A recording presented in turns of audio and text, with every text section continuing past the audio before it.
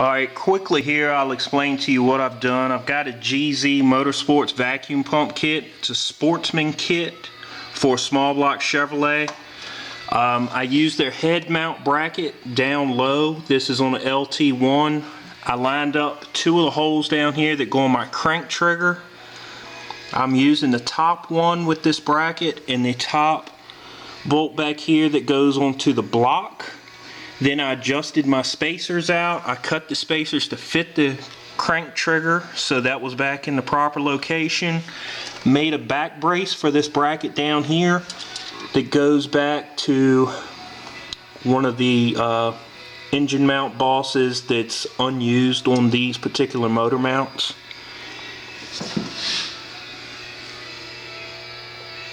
Now I'll show you what's on the bottom.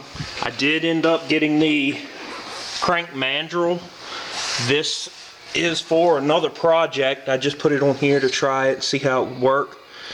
You don't have much room under here for this to fit, so I did have to notch out the fan shroud in some spots.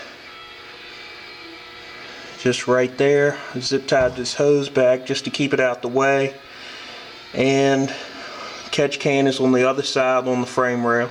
There's not much room in here, and I could use some different fittings to make this fit a little bit better, but just working with what I have right now. Got about 4 days to get to the track. It's the last one of the season, and I want to try this out just to see how it works on this particular engine.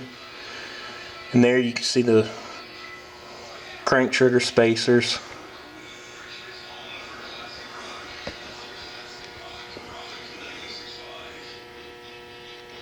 I also had to get a different belt than what came with the kit. I used a belt that came with it, got a rough measurement, went to Napa, and I got two of them and ended up using a 30-inch.